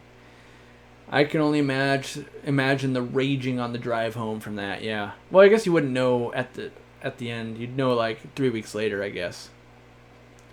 What happens if you suspect a customer is under the influence of some sort of substance while they want to purchase fish, but they aren't being disruptive? We rarely have that. Like, if they seem like they're cognitively there and can have a conversation, we would sell you the fish. But we have had some people that were like, had some mental issues, and we've had some drunk people before. But if they can't answer like what's in their tank and have a good, a good conversation about it, then usually it's a sign like, well, maybe we're not ready to buy some fish today. Well, usually we try to word it in and not, hey, you're drunk. More like, well, we'd need to know more about your tank before we could sell you anything, because we're not comfortable not knowing what's going on. And usually we can, hopefully get them to understand that. Let's see. Corey, can you go over the shirts behind you one stream? Yeah. Let's see here. Let me see if I can pull up my screen so I can see where I'm pointing. Over there, we'll start that corner. That is the solid gold t-shirt, the limited edition signed one right there. Then I've got Invertebrates by Miss Jinxed, which is Rachel O'Leary's shirt. There's like a random website you got to buy that one off. I had to ask her. Then I've got the signed King of DIY shirt he did. This right here is the Got Snails Hank shirt. That's the first ever Aquarium Co-op shirt. Wore a lot of those for a long time. Then I've got the Aqua Pro shirt right there. He did a Teespring offer. Let's see. Then this was not the next one. I've got maybe 2 other Aquarium Co-op shirts that are up there. But that's our standard shirt. Then we've got the Steenfod Aquatic shirt right there. KG Tropical shirt. Another Aquarium Co-op shirt. And then Sergeant Tanks. So this shirt here and this shirt and this one were all done by Lamont Mudd, one of my old employees. Great artist. Love it.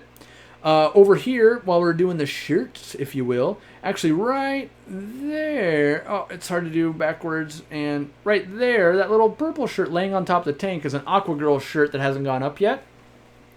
And then over here, I've got a painting, drawing, mural where we donated the money to the Amazon Research Center from Priscilla. That's super cool. And then I've got some more artwork over here. And then this, I gotta hang this up still. You guys will see this, but this is my signed Fish Pimp poster that I got. So that's pretty cool. Don't have it on the wall yet, though. Corey, in Canada, the PETA people are shutting down all private pet stores. Uninformed idiots. I don't know. I don't know anything about the subject. That being said, I've visited plenty of pet stores that, in my opinion, pretty much are abusing animals. So, I have no stance on the subject because I literally know nothing about it. I'm just saying there probably are some stores out there that shouldn't be run, but they could be going, way overboard or something. I have no idea. LG3 Nation with the $6.66 super chat. I ordered a piece of Mopani driftwood on your site a couple days ago. Shipping was only $8. Aren't you losing money at that price? Sometimes we do, but we shouldn't have. Usually we structure it so we don't lose money. There'll be some times when we don't make some money, but it's for ease of use and we want to prepackage them all. My guess is, I don't know what piece you bought off the top of my head, but maybe it costs us $11 to ship, but the wood itself costs some money, so we just lost some of the profits there. It was just one piece of wood. Maybe we made $5. We're okay with that. And we move on. The goal is that you buy, everything, and you go, oh man, I'm buying the whole farm. And then we go, sweet Christmas, which my wife's probably laughing right now. I stole that from watching Luke Cage last night. That's going to be my new tagline, sweet Christmas. But, maybe we'll make like $100 off you. And that's great because that funds the empire and lets my employees do fun things and buy cool stuff. Ooh, let me check in on my super chats. I want to make sure I'm not ignoring you guys. Nope, I'm on top of it. Flynn's got to go for dinner. Don't get yelled at by your parents, Flynn. What do I do to get rid of Hydra? Help! Fenbendazole is one way, or something like a sparkling or croaking gouramis will usually eat it as well. Were you happy or did you cringe about the $200 some free shopping trip today? If I'm being honest, I cringed. And why do you cringe? Because you're going, oh, geez, I just gave away $268. But when you look at it overall, what it did on the weekend, I had them track everything we gave away this weekend, because we gave away a ton of stuff. A lot of people came out and bought stuff, which is great, right? But I want to see, like, overall, what did that cost us versus saying, like, okay, everything's 10% off on the weekend or something like that. So you got to look at it from a macro picture. But when you see, oh, man, we just gave away $268 worth of stuff for free, of course you're going to be like, oh, dang, you know? Like, whereas, like, someone got one for, like, 40 and 60 bucks, like that, it's like, oh, cool, right. You know, but it would be, you know, scary. Like, what do you mean we gave away $4,000 worth of stuff? Like, oh, no. So, Lamont with the Rapashi fish mode that you guys tasted, he was cool in your earlier live streams and videos. Yeah. Yep. What specific fenbendazole product do you use for deworming, and do you have to mix it in with the food? I personally never mix it with the food. I'm not super well versed with fenbendazole, but I use the... Talk about this for timely. I use this right here, the Safeguard Canine Dewormer. Why does he have this right next to him? Does Curry have worms? Well, I'm going to deworm my clown loaches, and I want to get more well versed. I typically use levamisole a lot, right? But this is way more available because you can walk into a PetSmart and buy it. So I like to test everything out. I want to get super duper familiar with it before I start recommending it to people and helping them use it. So the answer is, I'm researching dosages, I'm going to start testing dosages, and I'm going to start testing the way I want to do it. Because, yeah, it's a, you know, some people are reporting really good anti-ick med as well. I want to test all these things, but I go through a lot of testing before I just start willy-nilly going, yeah, use it, don't use it, you know. So, yeah, but I use this one. I'm also researching, there's another, I want to say it's made by Safeguard, and it's the goat mix, and it comes in a liquid, but it's more expensive and harder to, not harder to get, just not as common. You can't walk into a PetSmart and get it because they don't have goat stuff, right? But it's a different dosage. This is 22% right here, and the goat mix is 10%. And so I need to do conversions, and the goal would be that I could recommend, like, buy the specific med, dose it this per 10 gallons, and make it super easy. I'm always trying to make things easy for people. That's what I'm trying to do. Margaret says, what dosage of aquarium salt would you recommend for a bacterial infection? Erythromycin is prescription only here. Thanks. That is the perfect question, by the way. Everyone take note of that question. That was the best question I've ever gotten. Because it actually gave me all the info to make the, you know, the answer. And so, because then I'd be like, well, I'd use erythromycin. Well, it's prescription only. Okay, we rule that out. Typically, I would start with, assuming it's not a planted tank, with 1 tablespoon per 3 gallons of water. If it was a really aggressive thing, I'll go as high as 1 tablespoon per gallon. But at that, Corydoras don't like it very much. Most other fish tolerate it okay. But there is a fish that will tolerate like almost no salt at all that I found, and that was the dwarf anchor catfish. The tiniest amount of salt is like you're pouring acid onto them. So I learned that the hard way. Let's see. What it on the goat mix, the meds aren't spread evenly. I don't know what that states. With the goat meds, they're a liquid, and so it disperses into the water better than a dry powder. I got shrimp this weekend. Can I buy Celestial Pearl Danios and put them in? If your tank's well cycled, most likely, yeah. Happy Father's Day, indeed, to all the fathers out there. I'm only a father to my puppies, but yeah, happy Father's Day. What size tank minimum for discus? I'd say 75 gallons in my personal opinion. Yep, they don't have the goat stuff. What does the stream come to? It's a big community. We put all the animals in a tank, right? Are there any algae eaters that can work with African cichlid tanks other than some plecos? Siamese algae eaters, Chinese algae eaters, snails, probably some more if I think about it. Best place to sell fish online, eBay and Aquabid? I would say so, yep. Do I use meds with fry? I have, yeah. I haven't really had a whole lot of problems. Will fenbendazole kill damage my plants? One beta, maybe some beneficial bacteria?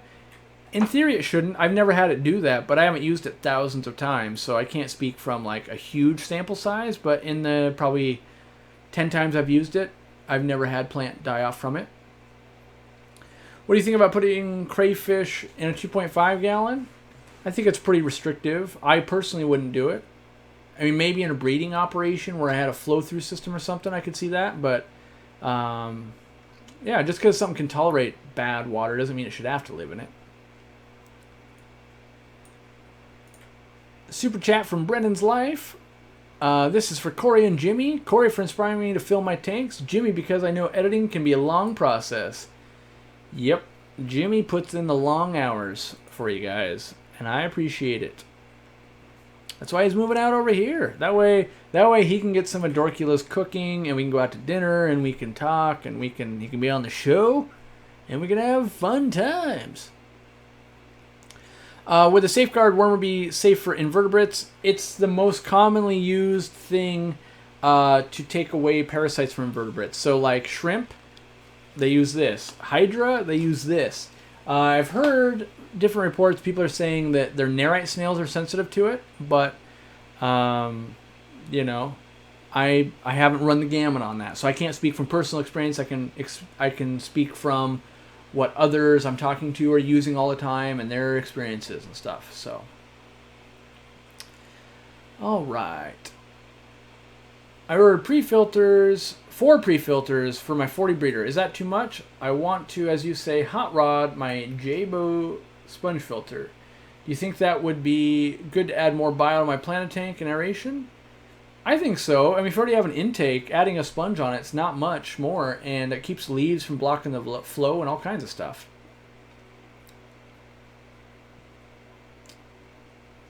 Uahu Whippa says, thank you for all your videos. I'm learning a lot. Well, good. That's the goal. What's a good size tank for a beginning hobbyist to set up a community tank or a female sorority? I don't think a female sorority is good for a beginner. But a good beginner tank, in my opinion, I like people to start with a 29 gallon because it's big enough that you'll use it for the rest of your life, even if you get lots more tanks. Let's see. Dorcula needs to play matchmaker and set up that poor lonely Jimmy. I think Jimmy can do just fine with the ladies if he chooses to.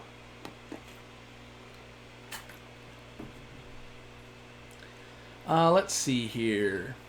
Oh, my dinner is ready. Well, I'll be eating right after the live stream. Because after the live stream at 8 o'clock, then I have a paid consultation for an hour. Which, by the way, if you guys ever need dedicated, like one-on-one help, whether it's business-wise, like most of my well, I won't say most, but half my business or consultations is business consultations. And the other half are hobbyists and stuff like that. And so, yeah, I offer that service. It's a paid service, by the way. What dose for Shodentai in a 10-gallon quarantine with levamisole? I would recommend following Select Aquatics Greg Sage's instructions. I don't know them off the top of my head, and I don't want to say something because I literally have no idea how many like milligrams to gallon ratio. I have to look it up every time I ever use it because I don't want to be wrong because a little bit goes a long way. Jonah says, any puffer with 5 discus and a 55? Or a 110 or a 125? I would say probably not. Not a good idea. If you were going to try one, you would try the Amazon puffer. James K. with the $10 super chat. Corey, I'd like to add some mollies to my saltwater guppy reef tank. Do you think they'd breed themselves out of existence making duds, though? No, I think they'd have viable fry. I know people that breed them in saltwater. I think the bigger thing is don't let them get worn out. A lot of times in reef tanks there's so much flow that they get worn out and can't eat enough. And that's the problem I ran into when I was trying to do it. Bum and Beer has got a GH and KH are both 9, TDS of 190, and pH 8.2. Can cherry shrimp work and breed? Yeah, I would say so. I could do it. How much is an hour of consultation? I want to say for like an hour of just like a hobbyist, like helping you with your tanks, it's $100, and I think it's $200 for business. But with the business, usually you should be making way more money than $200 from the knowledge we're going to discuss in a 1 hour chat like that. But that's where people can get things like, oh, what are some wholesalers you buy stuff from? Or my business is working with this. What do you do? Like, how do you handle this in e-commerce and stuff like that? So usually, yeah, I've yet to ever have a customer that wasn't happy with paid consultation time. I try to go above and beyond to make sure that people are satisfied.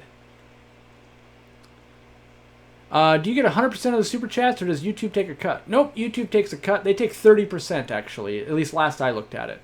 So 30%. Will aquarium salt mess up my plants? Usually, yeah, in a higher amount, they could definitely have a problem. When combining different species in a community tank, should we stick to the middle of the temperature pH GH ranges? Yeah, I'd say a middle road is usually the best way to go. Yeah. Did I miss a super chat? Let's see. I think I'm doing okay. I think I'm just that far behind in chat. Let's see. I have a GH of 5 and a KH of 5, pH of 7. I have 1 Colombian ram, 7 Serpae tetras, some Harlequin rasboras. Can I put a betta fish in this tank? That is 32 gallons. I think the Serpae tetras will probably run amok on that betta. You could try it, but have a backup plan. Fire red cherry shrimp for profit? Sure, you could breed them. I'd watch that grading shrimp video, though, so you'll understand that you'll be having lots more grades than just fire red shrimp coming out of there. Can you use small amounts of clove oil to calm down aggressive fish temporarily? I don't know about that, Garen. I mean, it would do that, but I'm not sure like what impact that's going to have on their kidneys and that kind of stuff, and liver. I've never heard of somebody doing it. I'm not saying it's not done, but I have no experience with it, so yeah. Where can I get one of those sponge filters that you use, and what size for 29 gallon? Nobody seems to know what I'm talking about at any of the local pet stores in Southern VT. You can, well, what is Southern VT? I'm trying to think of what VT stands. Vermont?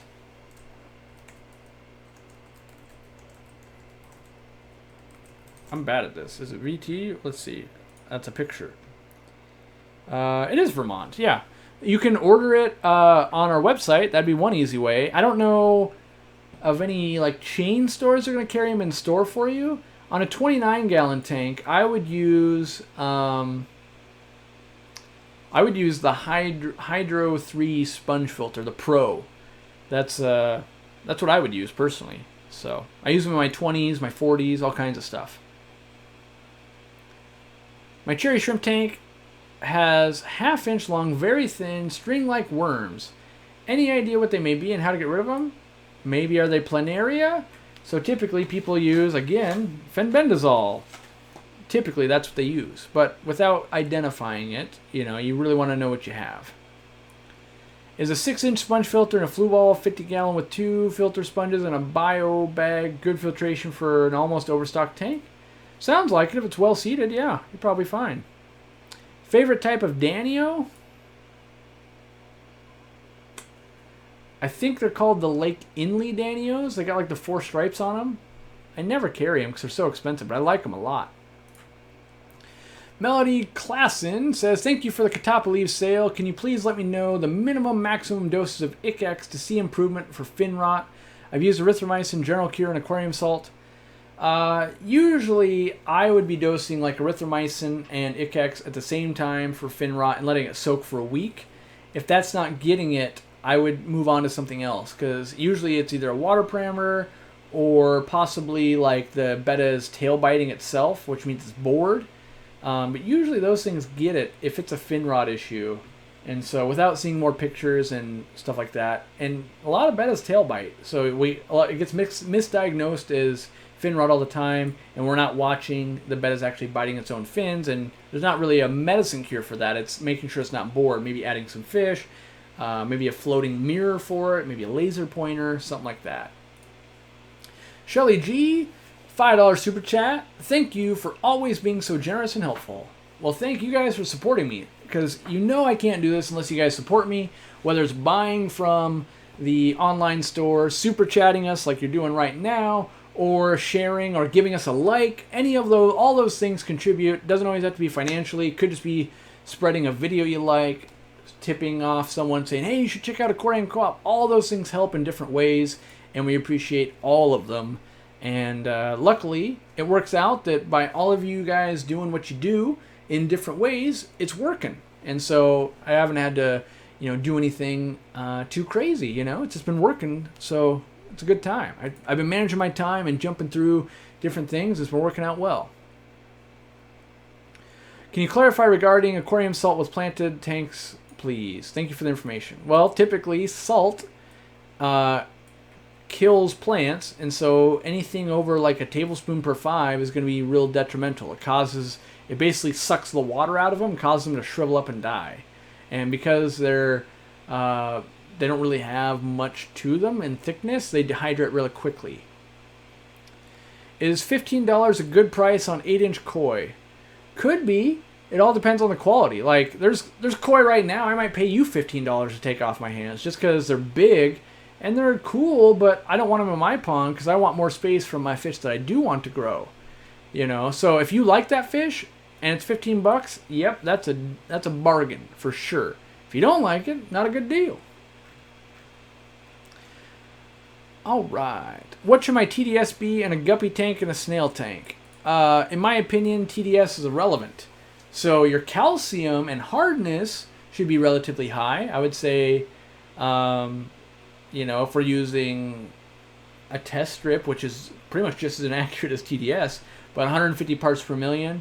If we're using TDS, as long as the dissolved solids are minerals that are calcium and magnesium and those types of things, I would say probably at least 100, but ideal maybe more 250, something like that. Local fish store sold me some sketch shrimp. Now my guppies are lethargic, sometimes swimming super fast. Any ideas? I don't know. Not a lot of stuff actually transfers from shrimp to fish. I would look at water parameters, but without knowing more, it's really a shot in the dark. Corey, or something, you can rope it off with fish line or use water lettuce, which is easier to control. It must be a different Corey, because I don't know that conversation. How can you super chat? You got to be on a computer, or you got to be on a Mac device to do it. And then sometimes some countries don't allow it either, but there's a little button down by the smiley face down where you chat that says super chat. You would click on that button and put some money up, and you'd get the super chat. Roger Deadham for $2 super chat. Can you recommend tank mates for Colombian tetras? Ooh, which is another blue tetra, or a blue fish we were asking with cherry barbs earlier. So cherry barbs, by the way. But I like other things like Serpe tetras, other bigger bodied tetras, Congo tetras. I'm trying to think of some other giant danios. Tiger barbs. Yeah. Any of the bigger bodied schooling fish, really. All right. Have I ever kept golden winter killifish? Sure have, yeah. They get pretty big. They'll chow down some tetras. Got to be worried about that. Thanks for hanging out, the squad pranks. 64K subs. Did I actually hit that yet? I thought I was a little bit shy of it. I don't know how to get there without ruining this live stream. Let me look. Oh, I know I can do it. I'll look on Social Blade. Let me pull her up.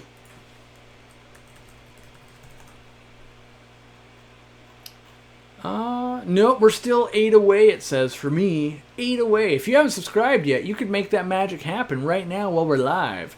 I'm wagering most of you have subscribed, though, but you never know. It says I'm 8 away. So close, though. Probably tonight.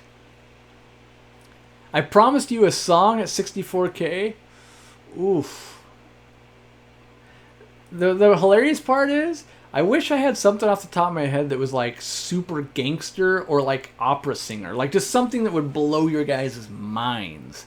But I'm not that good. I don't have anything in my back pocket like that. Like, what if I was just like a world-renowned singer that no one knew about, and I went under like a pseudonym or something? Like, why couldn't I have something that cool? Clone225, if one is selling online for a profit, would it be best to sell few expensive fish rather than large amount of less expensive fish, specifically on Aquabid, eBay, etc.? That's a hard question to answer, because in theory, selling few fish for more money is less work, which is a good thing. But there might not be as much of a market. You might even want to diversify yourself. Let's say you're selling all $1,000 koi, and then we hit a recession and your business folds. But what if you're selling $1,000 koi, $300 goldfish, and tetras, and we have an economy crash? Maybe you can still sell tetras and still make some money. So diversification probably is a safe way. 64,009 subscribers. Maybe Social Blade's behind. Maybe it's betraying me. Let me look. Gotta go to the YouTubes, and we got to see. I'm gonna click on Aquarium Co-op. Whoa, 64,012. Is that all I need to do? Do I just need to ask you guys to subscribe? Like, maybe half the people in the chat are not subscribed. I just always assumed you guys were like on Team Aquarium Co-op already, and I didn't want to harass you. But if all I got to do is say, please subscribe to my stuff, well then please subscribe to my stuff. I appreciate it. Let's see. On Corey's trips to the airports, he actually sings country music and plays the harp when he's waiting for the plane at a bar. Oh no, you've been following me. I do that though. I do try to do airport meetups. I always say, like, if anyone else is in the airport right now, here's where I am. I actually had someone else be in the airport with me, but we were at the exact opposites of the terminal, and they were just boarding their plane. Otherwise, if we had done it like 30 minutes early, we could have like ate breakfast together. It would have been rad. I'm still waiting for that to happen, because it'll be cool. Because airports are boring, and it'll be way cooler if I got someone to talk to. Because I oftentimes travel alone, you know. Thank you to Dorcula. She stays home and holds down the fort. You know, takes care of the fish and the puppies and all those things. And, you know, and I go out and I have a bunch of fun. What do you keep a single discus in a community tank? What do I think about keeping one? A lot of people do it. I don't think it's optimal, but you could do it. Yeah. What's the most sold fish at my store? Cardinal tetras.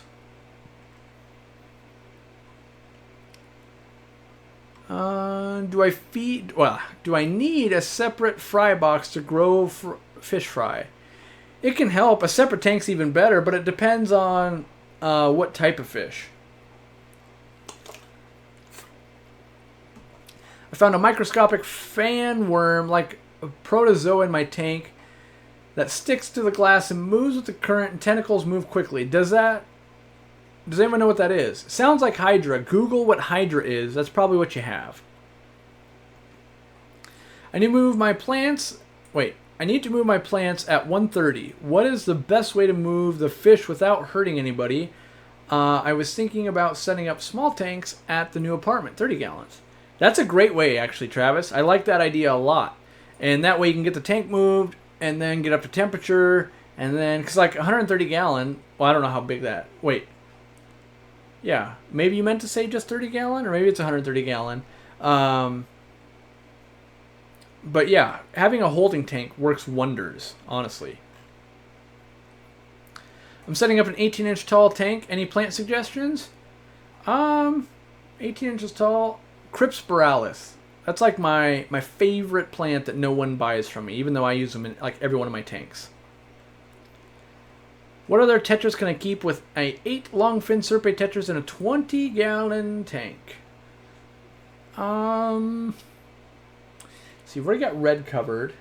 Try some Kobu tetras. Not the easiest to find, but yeah. Do you feed during quarantine at all? And if so, how much?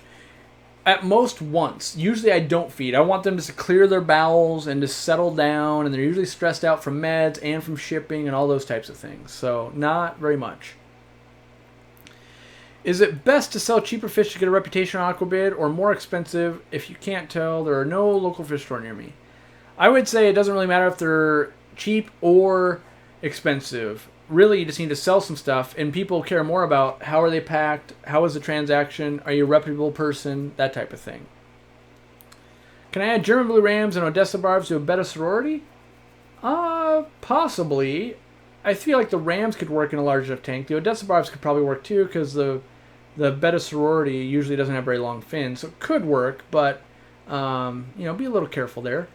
Ooh, it is 7 o'clock, and lumpia is waiting for me, and I've only got an hour to devour my weight in lumpia before I got to get to my next paid consultation. So thanks for hanging out, everyone. Subscribe if you haven't already. That helps a ton. That was kind of cool to see that shoot up like that.